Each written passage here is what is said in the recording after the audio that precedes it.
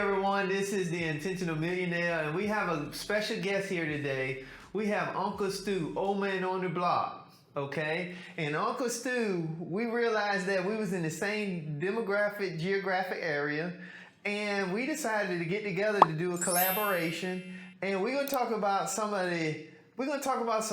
great information today, and it's gonna talk a little bit about economics, history, and you're gonna see a whole nother other side of Uncle Stu, how he brings all the guidance, he brings the professionalism, and he brings the information that really allow us to sit back and use our minds to really think about how we can continue to press the ball forward.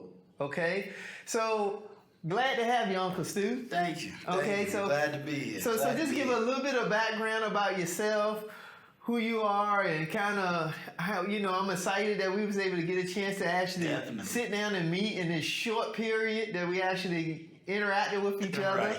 And now we put name with a face, individual together. In the same city and state, see? And also, we just want to shout out TLA. The 757 is coming. That's right. That's right. 757, remember. I know Hank from the 404, but 757. Okay, but Uncle Stu, let's share with the audience, a little bit about yourself. Well, born and raised in New York City, New York. Lived there all the way up until 18. Then I went to college, and I ended up going into the military after my daughter was born. Served time in Persian Gulf, came back, stayed in New York for a while, and then I ended up moving to North Carolina. Stayed in North Carolina for over 17 years and ended up moving here to Virginia. But in the midst of all of that time, went to college, got my degree in theology, and got a degree in history, political science. I taught for a long time. Most of my ministry work, I spent over 16 years as a Muslim before I converted to Christianity. So, was much more in depth in the Quran and the Sunnah, what they would call the Sunnah of Prophet Muhammad. So I did a lot of work dealing with Islamic schools, and practicing the religion itself. And then I became a Christian. And because of my in-depth knowledge of Islam, I was able to take some of the discipline that I learned out of Islam and applied it to Christianity. That's years later that what led me to go to theology school to get a more in-depth understanding of the Bible itself, especially studying the language, studying Hebrew, studying Greek, and then one of the books of the Bible is written in Aramaic. So, I was able to kind of be able to diverse into that. Political science and history basically aligns with my theology, because if you don't understand the history of something, then you don't understand how it's applied today. And the politics of it just helped me to understand the governance of everything that's going on. So I kind of like to say I come from a theological, economical, business perspective. So when I look at both the Bible and the Quran together or separate, it gives me an entire world view and a different perspective of how to apply the very things I read and study every single day. Okay. So Uncle Stu, so it's always, we're going to kind of just share with everyone about, how we can continue to move the ball forward. So Uncle Stu, I got a great question I want to ask you. Okay. So when it comes to, you having a great worldview, you have a lot of historical data, being able to study Islam as well as Christianity. Right. I want to ask you, so why do you think it's important for individuals as a whole to understand economics as it relates to, you're making the transition with your Christianity? When you're making that transition with your spiritual beliefs. Right. And, just what you see, you got a background in politics. Right. What would you say is some of the things that we as a community need to focus on when we talk about economics? Well, when we talk about economics, we have to understand it first on a micro level. Economics as far as our home is concerned. And then from the micro level is only time we can really talk about the macro level. Okay. Okay, so to put it in the most simplest forms, if you don't know how to budget your income, and that's where it got to start, how do I produce what I need, and what do I really need? So when we look at our needs, we say, well, we need a place to stay, we need food, the whole Maslow's theory.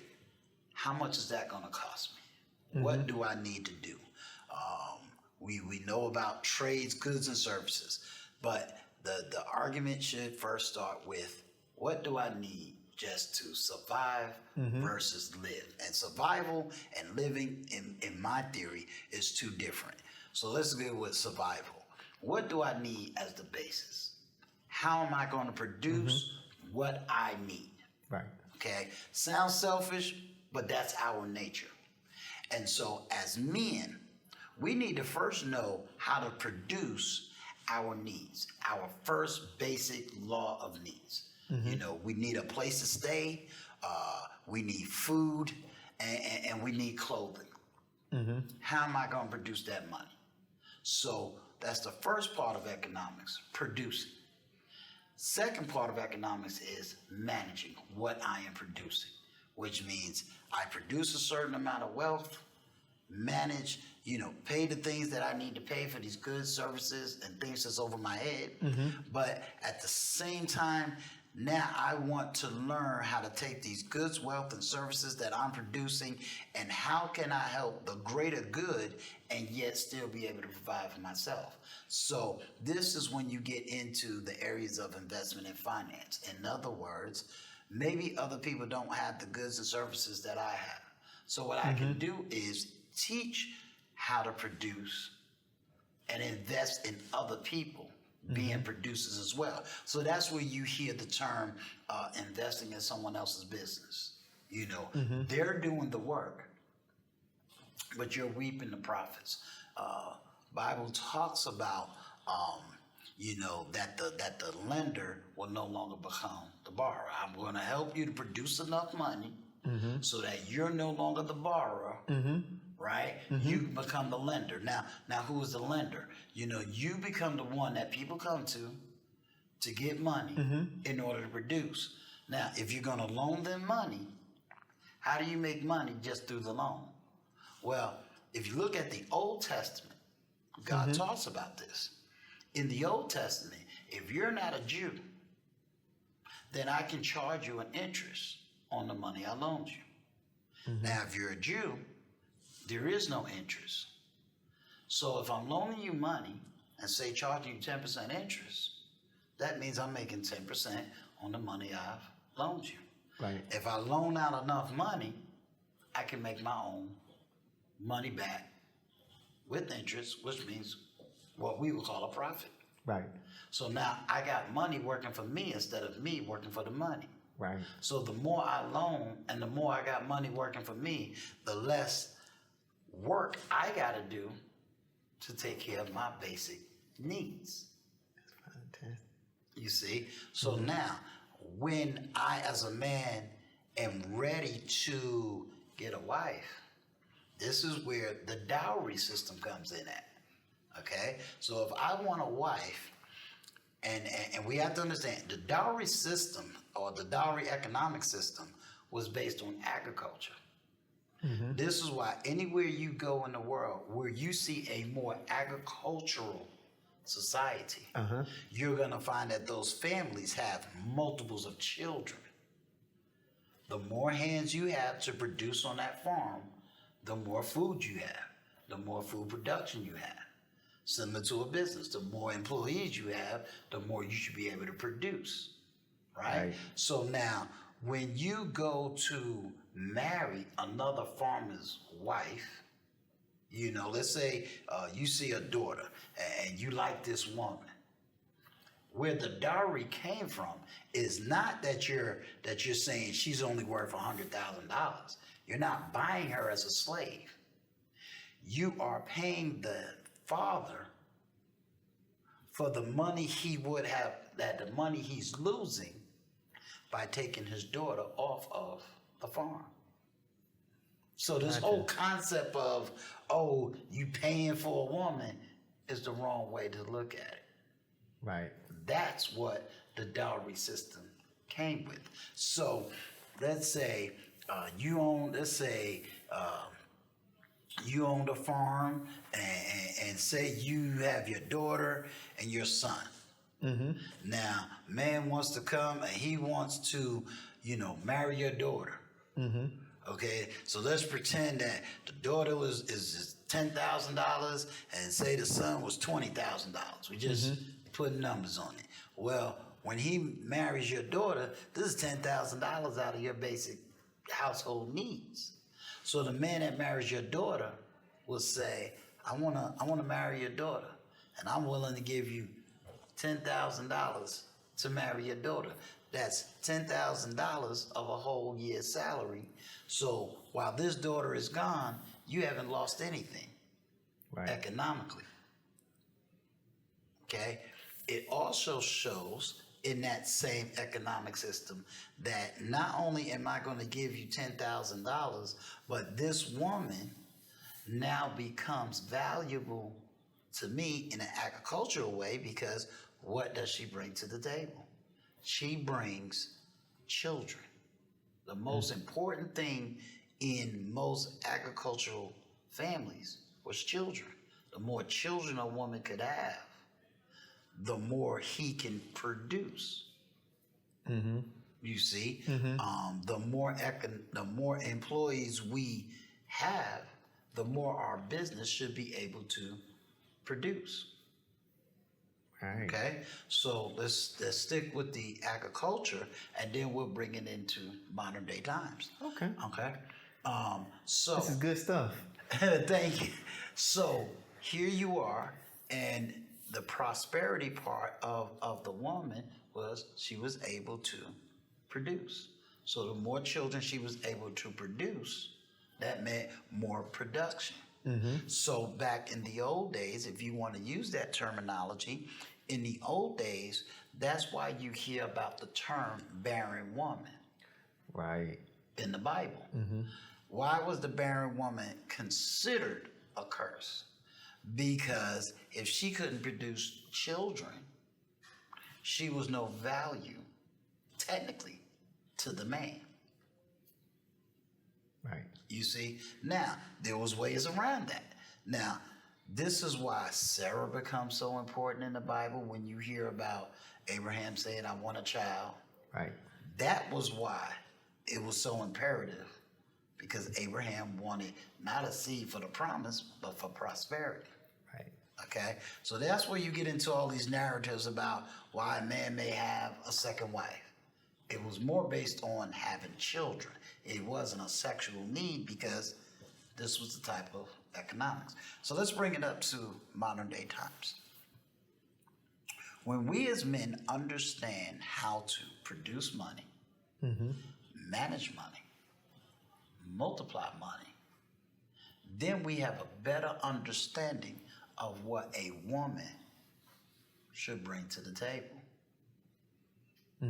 She now can come to the table, and if we have our stuff together, we may not be giving her father a dowry because we're in a total economic system, but now she becomes the addition to everything we've already done. She becomes the additional provision, the additional management, and the additional investment to produce more of what we already have. Gotcha.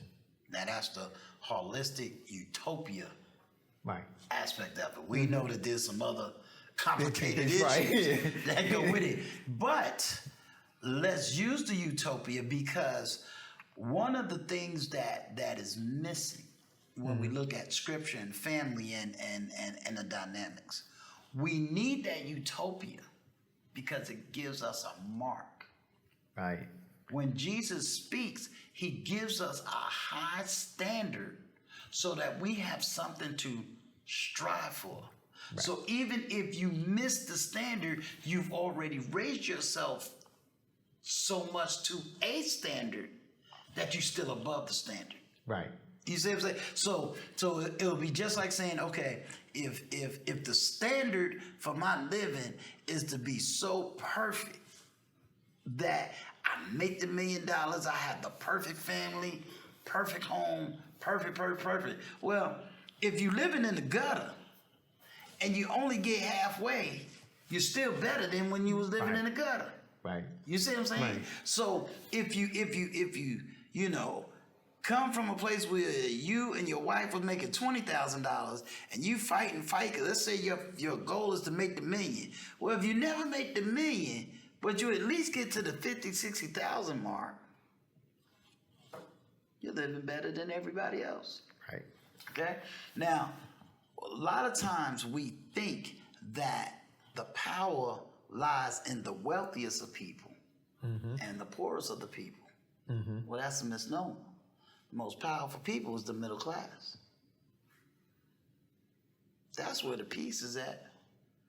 Most of us don't want to work 60, 70 hours a week in order to be a millionaire. Right. But none of us want to be so broke that we can't even fill our basic needs. Right. So our happiness lies right there in the middle. This is why whenever you read newspapers or you read anything, you never really see them focus on the rich. And they don't really focus on the numbers of the poor. They focus everything on the middle class. Because the middle class is in a unique position. They're in that position where they can help the poor, but they're also in a position where they're a step away from being rich. Right. And they got that cushion right there. Right. So the more middle class we can build, the better we can handle the whole sociological dynamics. Gotcha. Okay? So what that ties into European history. The Enlightenment era was all about getting rid of the monarch, the king, that was being greedy, getting rid of the Catholic Church that had their hands in the pocket of government, okay? Because the Catholic Church got a whole lot to do with all this stuff going on in Europe. But the whole idea was when the forming of America came, it took a lot of political ideas, but it also took a lot of economic ideas. And one of the key components of those economics was Adam Smith. Now, a lot of people study Adam Smith, Wealth of Nations, but they didn't study Adam Smith, the sociologist. Gotcha. And you got to study the sociology before you get to his economics, because his whole basis and his whole theory is capitalism, which is the producing of wealth, because now we're in a different economy system, that if you produce capitalism, it will help the social aspect.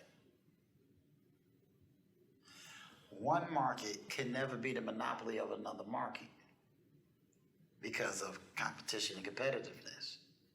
Gotcha. You see? So let's say you produced these two things. Okay, you dominate the market.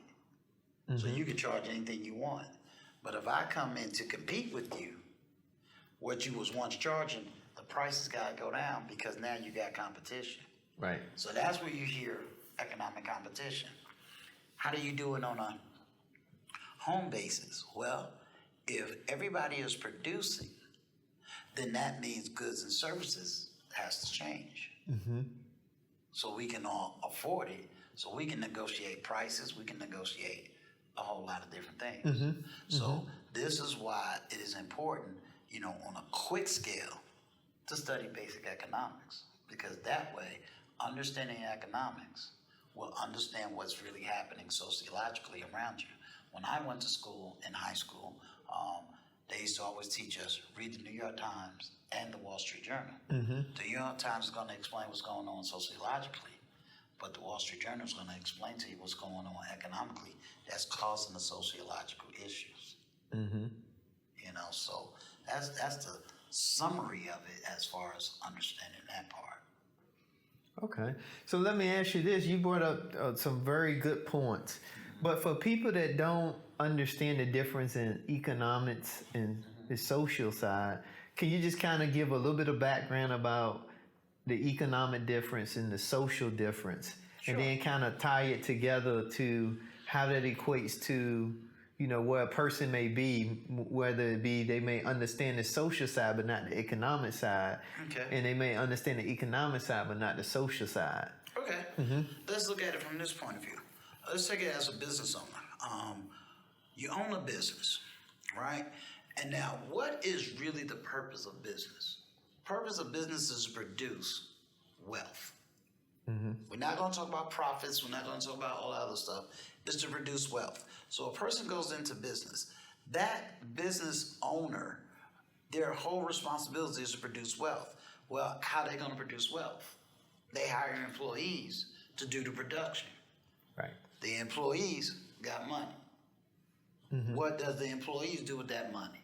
Well, they want goods and services. So Right. they go out and they spend for goods and services. Now, when we understand the mindset of a business owner versus an employee, that business owner wants to keep all the wealth he has, right?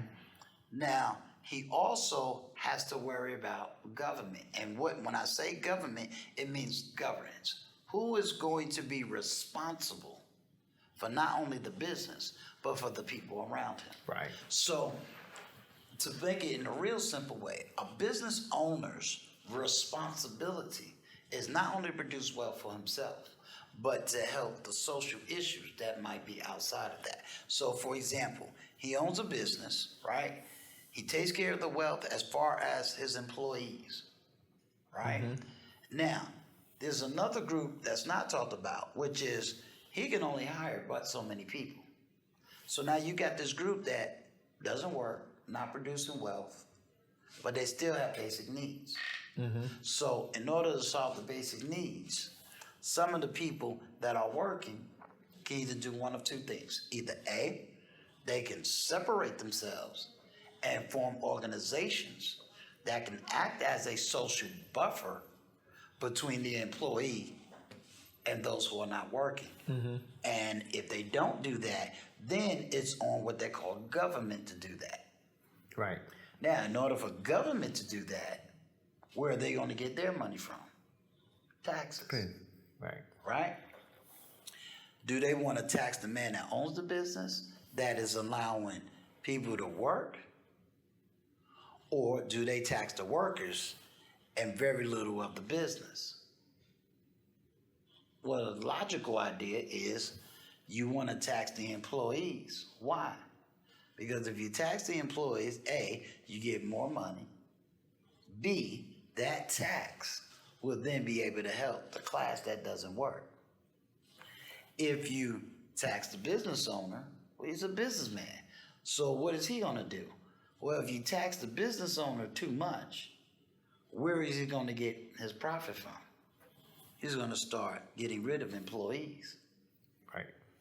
Right? So if he gets rid of employees, because he's not going to give up his money, right? He's going to get rid of employees. So the more employees he get rid of and can still produce the same amount of goods and services with less employees, he's still going to make money. You now have less employees, still producing the same goods and amount of services, but guess what else builds up? The social issues. Gotcha. Because these people can't produce. There's no jobs. There's nothing. So the more you have this problem, now government got to step in to solve this. They're going to do what? More taxing. Who's going to get taxed? Is it going to be these people, the business owner, or the employees? Employees. Employees. So now more employees get taxed. What's now happening to the wealth of their goods and services? It gets smaller and smaller and smaller. Now you have, as part of the niche of inflation. Gotcha. Okay? So, business owner is always going to look after his needs. I love my employees. But the government itself is going to tax who the most? The middle class. Gotcha. And the more the middle class is taxed, guess where they go? Are they going up or are they going down? They're going down. Exactly. And the more down your middle class becomes, look at now what's known as the economic divide.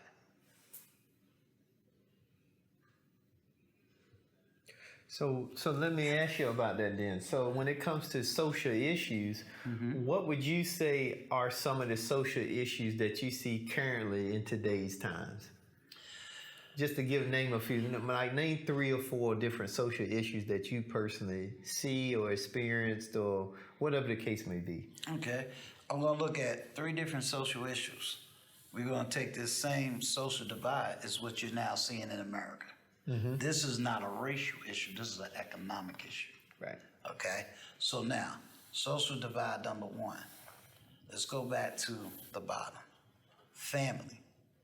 The biggest social issue that affected, if I use race, and I hate using race because number for number, there's more white people on welfare than there is black people. Although we tend to, because of a Ronald Reagan statement, we tend to look at race. So we're gonna, for right now, we're gonna look at race. The first biggest social issue we have is family. But that family breakup on a macro scale began with policies. And one of the policies is the welfare policy and the housing policies. What did welfare policy say? Welfare policy said that we will give you government money, and this government money will supplement income that women did not have. And that welfare originally started with white women after World War II. But then they fed that same system to black women in the 60s. And black women began going after the welfare system.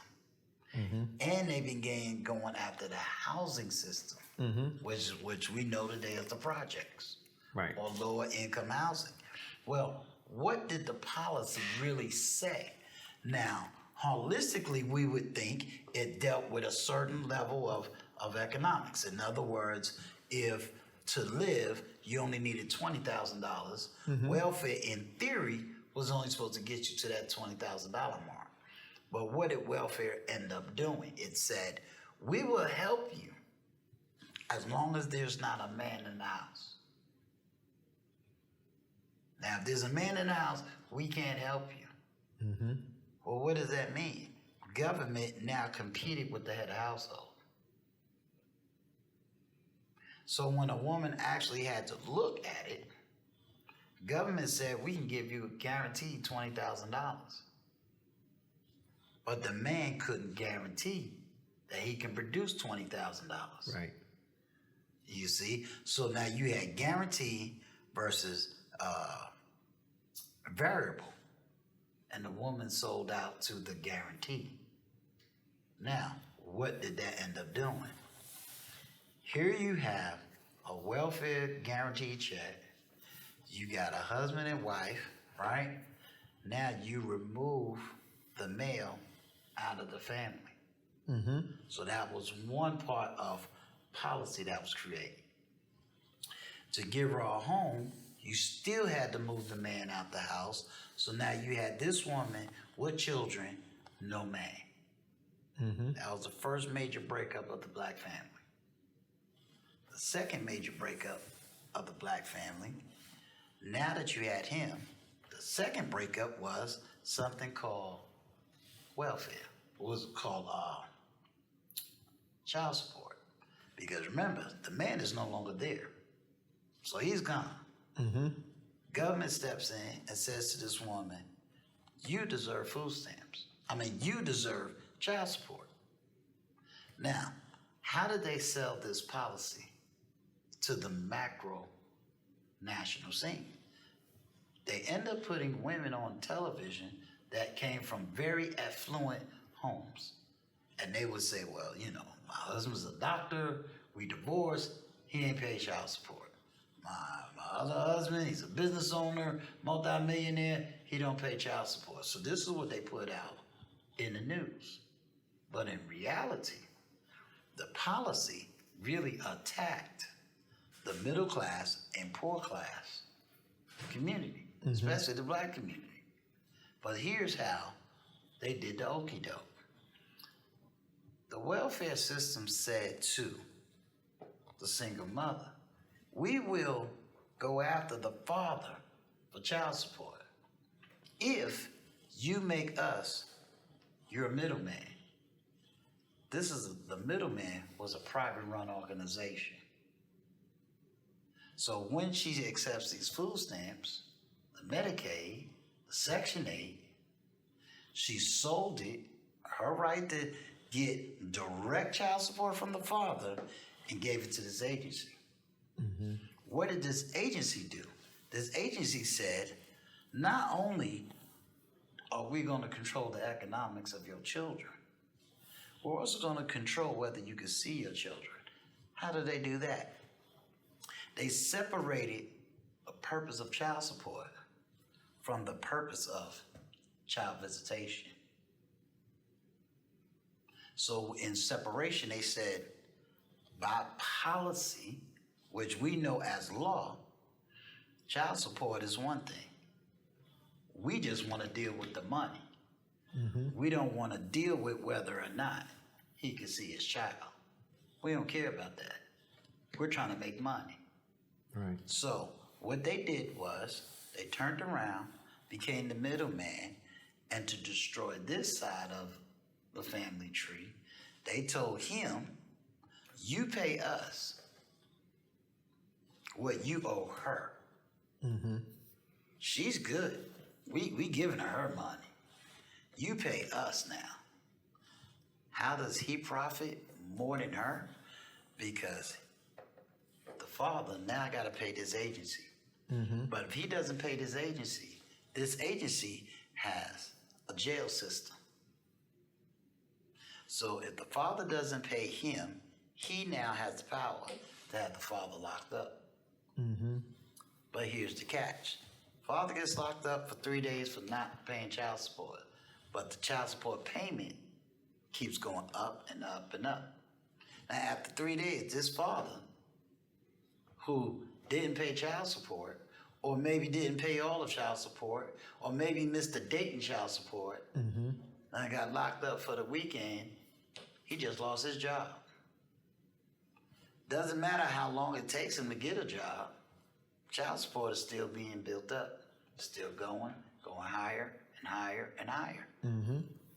Because of the desperation that he wants of his money, he creates more policies. He says, well, if you don't pay me, you can't have your driver's license. You won't be able to work at certain jobs. We'll destroy your credit. This man is being destroyed little by little by a government agency while she is financially prospering. He's going down. He no longer has a driver's license. Now he has bad credit. And now it makes it harder for him to get a job. Now he's turning around, having to owe more and more in child support. Guess where he goes back to? Straight to jail. Meanwhile, as they say in the old song, she's living a good life. So she thinks. But it also does something that a lot of people don't realize. When you have a woman in a home, and we went all the way back to original economics and the farming industry. I said in farming, the woman was the producer for the children to work on the farm. Right. Today, the woman is all the system needs. She is the producer for the prison system. That's the new agricultural farm today. Wow. That was powerful, you all. That's powerful. Yes. And if you take it away from one side, she not only produces the prison system, but now, let's say she comes off of welfare and she moves into the middle class. She still produces the prison system on this side. She produces prison system on that side. Well, how is she producing the prison system? One, child support is still involved. The laws are still here. So she produces a child, right? Mm-hmm. He still owes child support. So how does she get her money from child support? She hired the same agency that controlled the welfare child support. So either way it go, he's now become valuable to the prison system and valuable to the child support system. He is destroyed. She still prospers. Wow. So what would be something then? I mean, that is a very good snapshot of how we was able to get to where we're currently at today. Mm-hmm. But looking at that, I guess the next question, we would one would wonder is, how can we fix it? What would need to happen to kind of move, I like to say, move everything in a better direction? Because that was more from this socialist standpoint, but now from an economic standpoint, what would one need to do to kind of help restructure some of this? And let's just say outside of policy or inside of policy, just based on your knowledge, something you would recommend? Yeah, my knowledge is that people need to understand policy. And what policy is, it is laws written. And that these laws is how things are governed. And we need to understand how laws, governance, and how it affects the social aspect of our environment. Mm-hmm. Okay? So let's take a different analogy. Okay. We have a policy. And let's say this policy is sold. And when we say sold, mean told to the public. We write a policy that says we're going to protect women who's been abused. Mm-hmm. And we're going to say that these women has been abused so much that we need laws to protect them. Mm-hmm. Okay? They sell it where all these women's been abused in some shape, form, or fashion. Mm-hmm. So if this woman gets abused, then we're going to have power to lock the man up. Mm-hmm. Okay? But here's the problem with the policy. In the beginning, it worked just fine. But then they started adding more to this policy. Mm-hmm. Because what was happening was some men was able to get lawyers to fight charges, which meant that the woman doing the accusing would be investigated. Right. Well, women didn't like that. Mm-hmm. Why they didn't like that? Because now their character was in question. Right. And because their character was in question, policies was written to remove her character. So now she can accuse a man of a violation, but you is not allowed to defend yourself against her character. Wow. So she's allowed to accuse you all day long, but you're not allowed to protect yourself against her accusations. The only way to reverse this is to start changing some of the policies that changes the governance, that changes the negative outcomes. Gotcha. Let's take it back to economics. The reason this can't change is because, let's think about it. If I have power and I am fully protected by this power, why would I want to give up power to have equality? Wow. That's deep.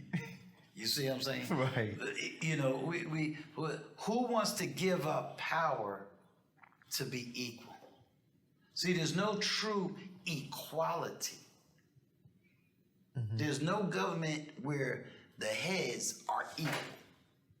Right. No government. None. Zero. It doesn't work. Even in a democracy, we give the president a certain amount of power that's even separate from the legislative and judicial branch. We give the presidency enough power and enough freedom to make certain decisions without having to come to the people and without it having to go to through the legislative branch. He has what they call police power. Right. He if emergency happen, he has the ultimate authority to send the military out anywhere. Right? So there's that governance does not exist. Same thing in a home. That governance cannot exist. It's impossible. A two-headed snake is a freak. And he'll eventually die. Somebody has to lead and somebody has to follow. Okay? So let's take it back to governance. Now, the only way to reverse this is that we got to start studying the policies and how they're affecting the home. Right. So the reason, if I look at color for the moment, the reason black men and black women can't come together is because they're being governed by policies that is not in the best interest of the family. Right. It's only in the best interest of one. Right. And so until we affect that one, we can't see the whole. Right.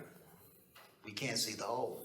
The other problem is we also are governed by two political systems in the sense of, we say Democrat and Republican. And we get caught up with this, I'm a Democrat, I'm a Republican.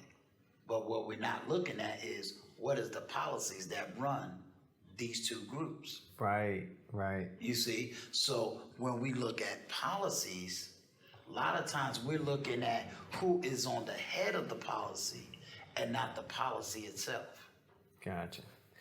You see? So not to get too deep, but if you got Biden and you got Trump, we made Trump evil. And this is not about whether you like Trump or don't like Trump. But we got two people, Biden, Trump. Now we say, argumentatively, who I want to have a beer with, who can I could say is closer to me as a personality. Well, that's the wrong answer. I don't care about personality. It's what is the policies that these two people are trying to promote. Gotcha. That's what affects me. Not who's at the top of the ticket in the White House. Is the policies that affects me each and every single day. So if you got one group pushing social policies and another group pushing economic policies, here's the irony. It's real funny to me that the people that push the social stuff never was in business, so how can they fix social issues when we have to recognize that it's our economic problems that are the cause of the social problems? But only a business person can solve social issues. A social person cannot solve business issues. And we have been taught as a group of people to look at everything sociologically, when in fact you have to look at everything economically. Goes right back to the Bible. God said, I created heaven and earth, fruits, animals, and all these different things, seeing the food. That's the economic side. Because it solved the social problem when he created man. What is man made to do? Subdue the land, produce off this land. That solves all your sociological needs. A hungry man cannot solve an economic problem. That is so true. So true. Right? I mean, think about it, y'all. You hungry, you going to try to start a business. Right. You need to get the sandwich first. Right. Right? What do we always tell people? Teach a man how to fish, he can fish for a day. He'll be a fisherman. If you give him a fish, he gonna come right back begging for the fish. Right. right? That is so true. What do we keep telling black people? Wait on government. Wait for your reparations. Wait for your food stamps. Wait for your BOAD. Wait for your man to come home. Wait. But if I show you how to fish for yourself, you ain't gotta wait on government. If I teach you how to build your own wealth, you ain't gotta wait on government. If I teach you how to produce, manage, and finance your wealth, you can build your own community. You don't need any one group. But here's what we say. Oh no, in business, show you how narrow-minded we are. We want to produce a whole bunch of wealth off of 13% of the population. That doesn't make sense. Because no one business can dominate 13% of the population. We're only 13%. Mm-hmm. How much money can we make off of 13%? Mm-hmm. How about we go after the 90% and try to build wealth? Right. No other country, no other nation, and no other race tries to earn wealth strictly off of their tribe, their race, or their state. Mm-hmm. None. So what I hear you saying, the key is don't go down the narrow path. Look at more the brighter horizon. And what that means is service everyone. Exactly. Strive to provide services, resources, all those different things for the masses. Right. And not limit yourself down one particular path. Exactly. Let's look at it like this. Do you ever hear McDonald's come out and say we're a white company? Do you ever hear Progressive Insurance say we're a white insurance company? Do you even hear Goya say we just a Mexican company? No. We're the only people that say we got a black business. Nobody else does it but us. Do you see Goya say, buy Mexican? I just want the Mexicans to buy my Goya product. Do you see Progressive say, we just want white men to buy our insurance? Do you see Southeast Echelon say, we only want white women to buy our product? No. They want everybody to buy their product. How do they do it? Goya may sound like Goya, but look at some of their commercials. They'll have maybe Mexicans over here. They might have Puerto Ricans over here. They might have Dominicans over here. They have Cubans over here. This is why Goya can stand next to Trump, because he recognized business. Mm-hmm. He didn't care about Trump talking all of his foolishness. He understood the policies that this man was pushing. See, we get caught up in the personality, not in the policy. Same thing with all these other companies. We're the only people that keep fighting about, I got a black-owned business. No, I don't have a black-owned business. I just happen to be a black person who has a business. So what would you say, though, that someone that will push back and say, well, I want to represent, I want to service our people because of slavery. Because of slavery. Somebody that say they want to service their people, our people, because they want to have everything, they want to have their business built around someone that look like them, because they feel like it's not a lot of that in their environments or in their surroundings. What would you say to that? Been doing that for 60 years. What's the outcomes? We've been doing that since. What's the outcome? We live in a global economic market. So if you want to just be a business owner that just want to service black businesses, you have that freedom in America. Me, I want to be an international business. Why? Because number one, if I am able to internationally connect to the global market, then that means the wealth of the global market helps to produce employees in my national market, and I can do much better service having international wealth than having a city-based wealth.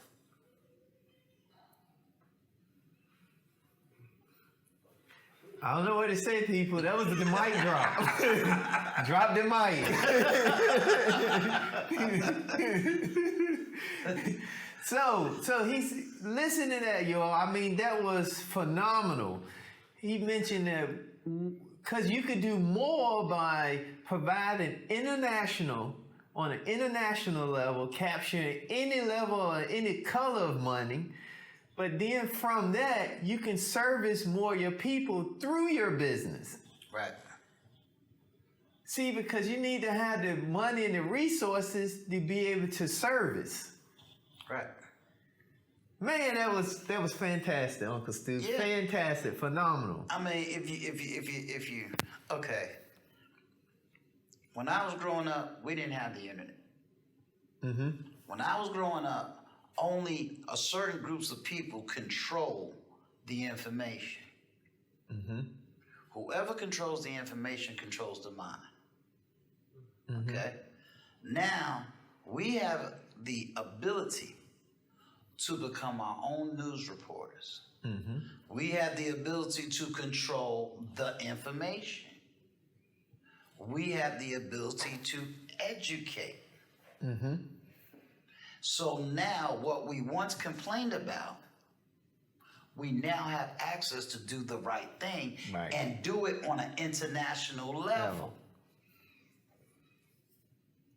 What was the danger when, since everybody loves to throw up Malcolm X, what was the danger of Malcolm X?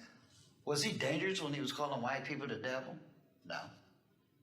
Was he dangerous when he went against Elijah Muhammad? No. He became dangerous when he went overseas and recognized the truth about people. We're the only ones suffering theoretically here. When you go overseas, they don't call you Black American. They don't call you Afro-American. They don't call you Negro American. They call you American. Yep. They call you American. So when he went over there and he recognized, wait a minute, the problems of America is not race, it's economics. Mm-hmm. As long as Dr. King was preaching socialism, he lived.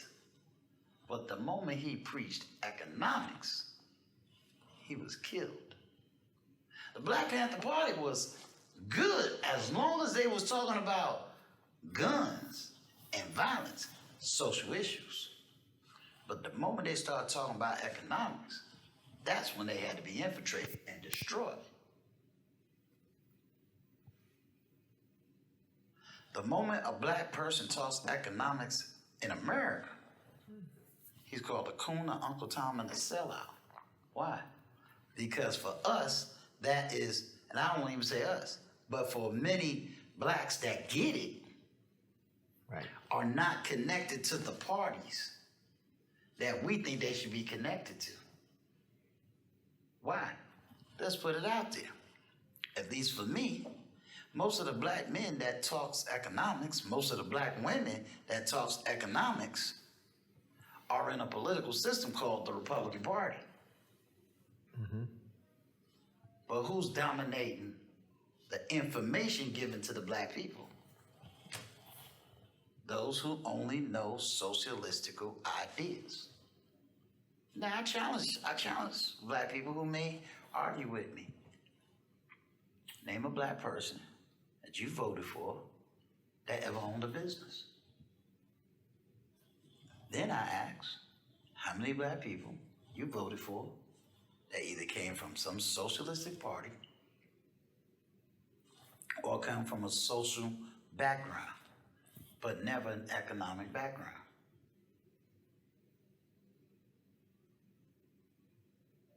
Now, I give you a name of somebody that did understand business, understood business very well, Mm-hmm. And no black people supported him because they didn't allow his information to be known. And he was part of the Democratic Party. There's a man by the name of Jimmy Harrison. He ran for senator, South Carolina. There's more black people in South Carolina than there was in Georgia. They didn't allow Jimmy Harrison to win. They barely put him on the news. Jimmy Harrison was everything that any black person would ever want. Black man, he had his own business, went to the right college, had a family, etc. They really didn't want Jamie Harrison in office, although he was running as a Democrat. They chose a Stacey Abrams, who did not win an election, who was pushing socialist agendas. They wanted all the socialism, ran around with Black Lives Matter, a socialist party. And to this very day, you still haven't solved any problems. Why? Because our biggest problem is not socialistic. Our biggest problem is economics. And it's becoming economic not to be a job creator. There's a difference between you working for yourself. You're still an employee. Mm-hmm. When you're able to hire people, then you become a business, and then you become a part of what's known as the national economy. Most black people are teaching black people how to have a tax shelter. I want to teach people how to own a business and be part of the international marketplace, both intellectually, socially, and economically. Economics, then the social, then you have a seat at the table. Oh man, another mic drop, you all. Another mic drop. Because I can say for myself, Uncle Stu, I started off, when I first started my business, I started it off as a business. One thing I didn't do is I didn't run around saying I was a CEO and all that stuff. But I did start off, but then once I started to really understand, I realized the best thing that I can do being in business was to hire or contract or even 1099 somebody else that can work with me and we achieve the same goal. Exactly. Because even if they're not a direct employee, if I even 1099 them, I still gave them the leverage to create income where they can now go out and provide a service to the community. Exactly. And it took me a while to really understand that. And I think that is key because we in a social media age now, right, where a lot of people are so caught up on the concept, the social words of being a boss, being a CEO, I'm a queen, I'm a diva, a guy's, flaunting his material things, but they haven't hired anyone or they haven't even worked with anyone where they was able to add to that individual's bottom line as a business person. Mm-hmm.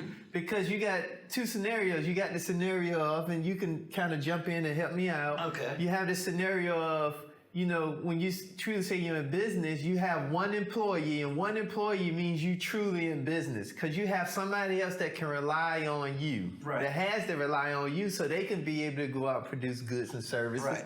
But then you can also be an independent business person, but you can contract and 1099 other business people like you. And what that does is that allows them to be a temporary partnership. Right. To you come together to provide a good and service that you can get to the mass community. Is that correct? That's correct. But see, have you ever noticed that the real owners never call themselves boss? Yeah, I never call myself that because they're not a boss. I'm a business owner. My job is to produce the ideas that's going to bring in revenue. Yeah. Okay? And a true business person is always in the mindset of what can I do to produce more, mm-hmm, to manage more, and to divide my resources so that I have multiple streams of income. Mm-hmm. Okay? So they diversify. Mm-hmm. They're always 3, 4, 5 steps ahead of what they're trying to do.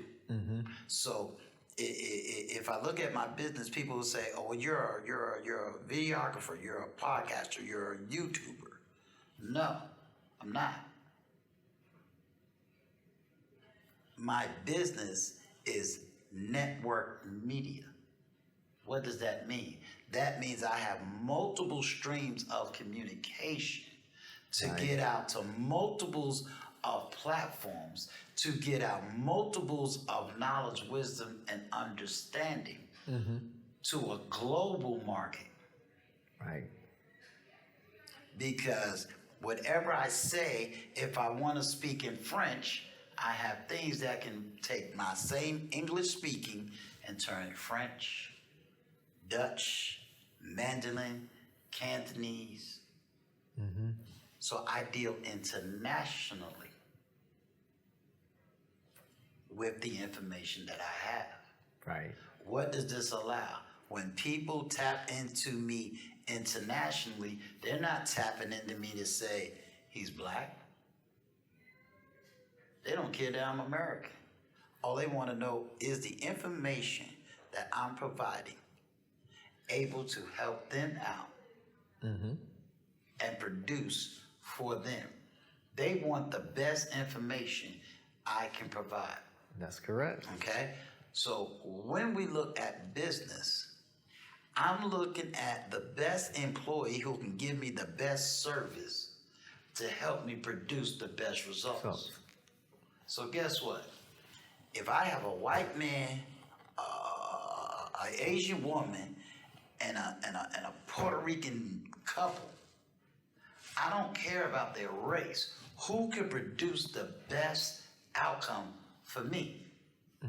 Now, if I had to add race, because, we are all social creatures, then I'm going to do what other businesses do, which means maybe my vice president might be black, but they're going to be the best black vice president I have. Maybe my marketing director is black, but it doesn't mean that the rest of my crew is not diversified. Right. Because I want to produce the best outcomes for my business. Now, here's where the other aspect goes. Now that I'm able to produce this social media network where I'm talking internationally, how does that help locally? That gives me the freedom. Now that I don't have to worry about this side of the water, now I have the freedom to go to certain communities and invest in other people's businesses.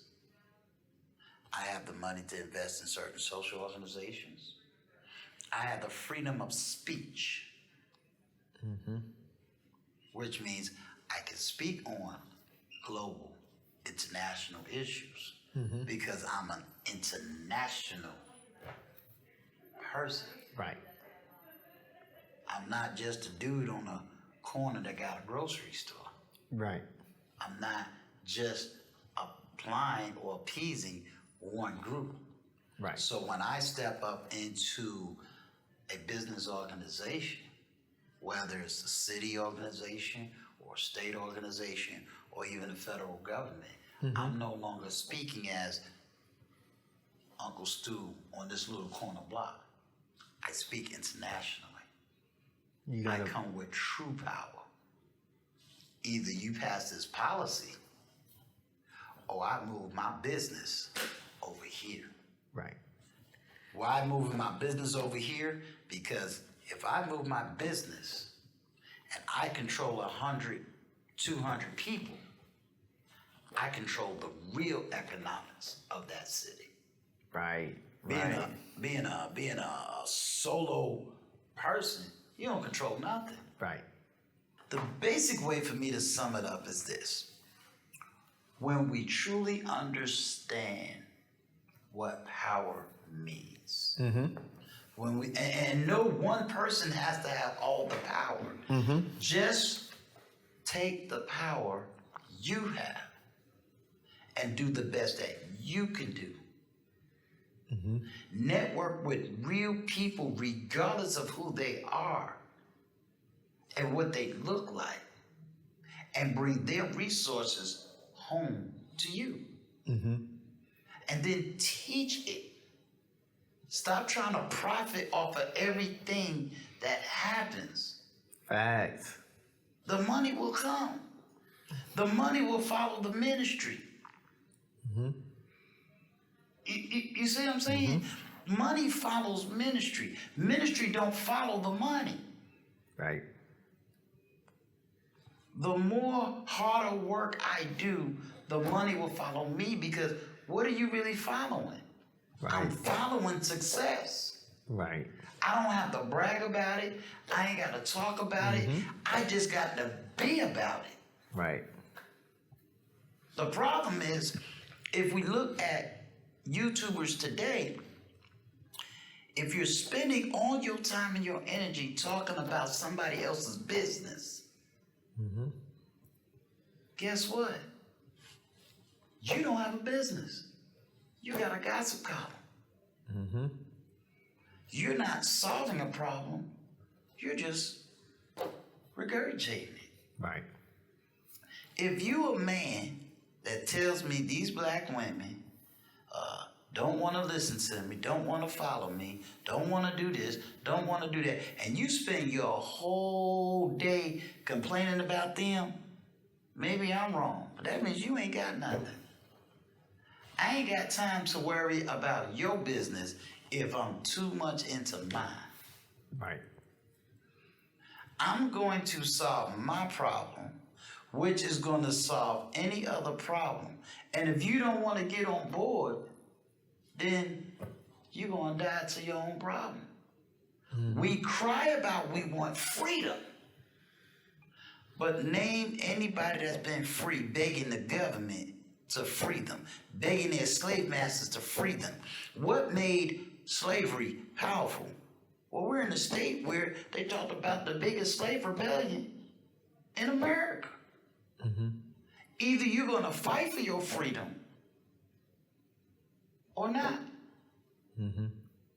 If I say to white America, I want to be equal, that means however that equality comes, if that means I got to own my own business, handle my own money, do my own resources, that means I can't keep running to my daddy for money if I want to be considered a man.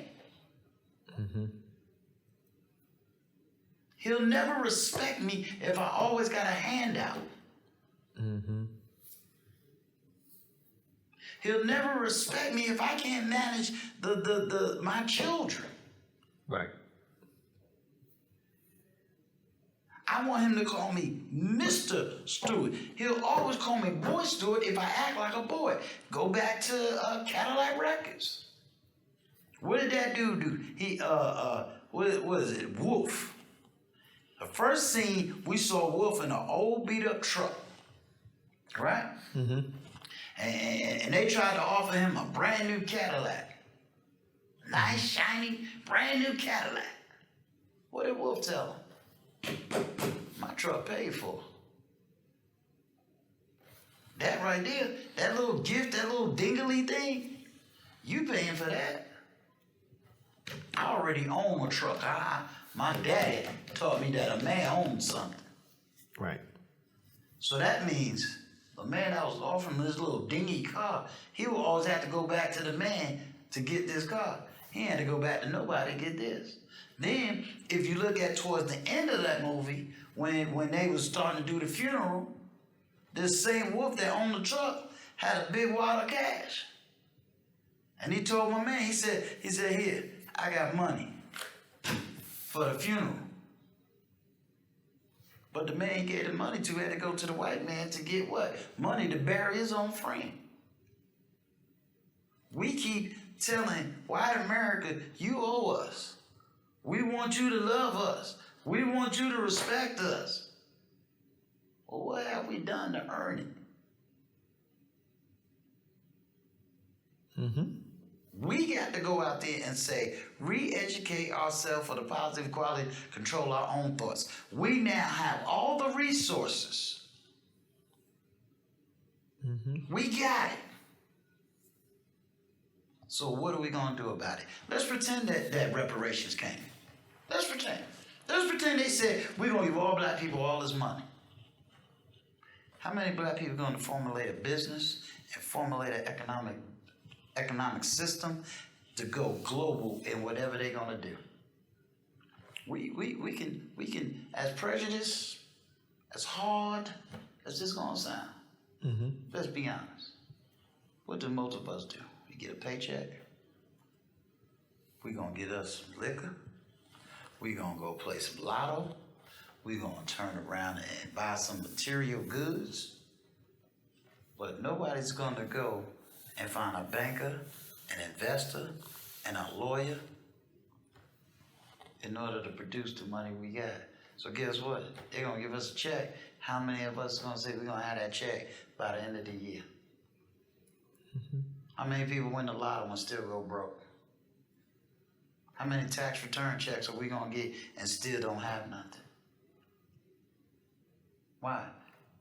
How many policies teaches economics, teaches budgeting, teaches investments? Because all of our policy teaches us, wait on the government, wait for this social program, keep on begging. Wow. So let's end with this. So just do a quick summary. So, and I want to make sure I hear you correctly. So what you're saying there, ultimately, to really get ourselves back in order, we really got to get to understanding the economic side of policy. The economic side of policy. What does this policy do to our economic well-being? And as long as we don't get there and really understand what's being said, we will always be on the losing end every single time. And we have been losing. All we vote for is who is at the top of the ticket. We never really understand what's at the bottom of the ticket. We love the salesman to sell us our emotional, but we never look at the salesman that's selling us our economics. And we keep selling out our economics just for short-term social gain. I'd rather buy a $5,000 car and have money in my pocket than a $50,000 car and be in debt for the rest of my life. Wow, mic drop. That's the mic drop, you all. But before we go, I want to thank you, Uncle Stu. No problem. We appreciate having you on. Be back anytime. We definitely, Uncle Stu definitely dropped some jewels, you all. I mean, really, everybody should play this back, take some notes. And as always, we just wanted to do something a little different, get some background to how did we get here economically. Because I believe, in closing, I believe that's one of the areas why the Intentional Millionaire came to existence, is because we want to help the economic portion of, if we can at least individually get ourselves at least to $1 million portfolio, that's where it at least starts, where you can at least have some leverage and some level of peace, so you don't have to do everything based off of a social aspect. You can do it based off of your economic aspect. Correct. So that's the Intentional Millionaire on another video. And Uncle Stu, do you anything in closing before we go? Nah, I enjoyed this time. I'll definitely be back again, and we can get into other topics dealing with, business, family relationships, and whatever else that you want to talk about. All right. So we'll see you on the next video. And